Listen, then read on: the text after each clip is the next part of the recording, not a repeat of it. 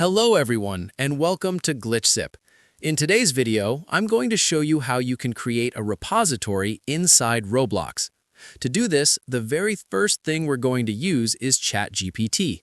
Why? Because in this case, everything depends on the ideas you already have. For example, let's say I'm not completely sure what kind of materials I need for a magic-based game in Roblox.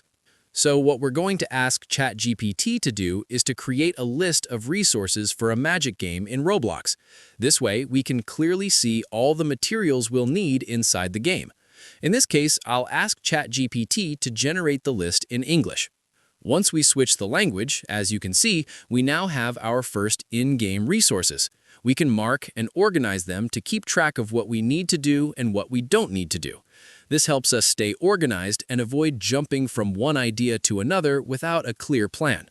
As you can see, it gives us a bit of everything: mana, gold, magical crystals, teleportation, and many other elements. All of this can later be implemented inside Roblox, allowing us to build a proper repository. Once this step is done, the next thing we need to do is go to Roblox. From there, we head to the Create section, which will open a new tab where we'll be working inside Roblox Studio. If you don't have it yet, you'll need to download Roblox Studio in order to get started. Roblox Studio works as a launcher that's very different from what we're usually used to. Once it's installed, you'll see a completely new environment. At this point, we're working with a brand new experience inside Roblox.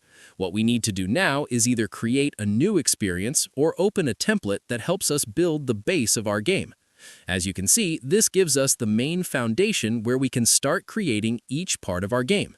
From here on, the most important thing is imagination.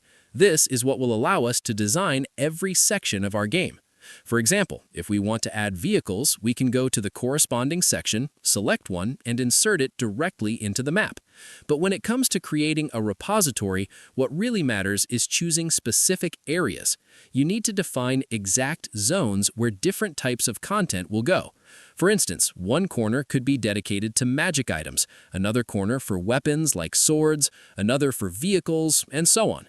This organization is what allows you to build a clean and functional repository. To generate content such as vehicles, animated objects, or magic items, all we need to do is use the Toolbox, which you can see right here. If we search for magic-related assets, we'll find folders with items like magic carpets and many other magical objects that we can easily add to our game. Everything depends on the type of game you're creating. You can even search for things like dinosaurs, and all the available assets will load. From there, it's just a matter of using your imagination to build something unique. By organizing everything step by step, you'll be able to create a solid and enjoyable experience inside your Roblox game. And that would be everything for this video. If this tutorial helped you, make sure to leave a like, subscribe to GlitchSip, and turn on notifications so you don't miss future Roblox guides and tutorials. Thanks for watching, and I'll see you in the next one.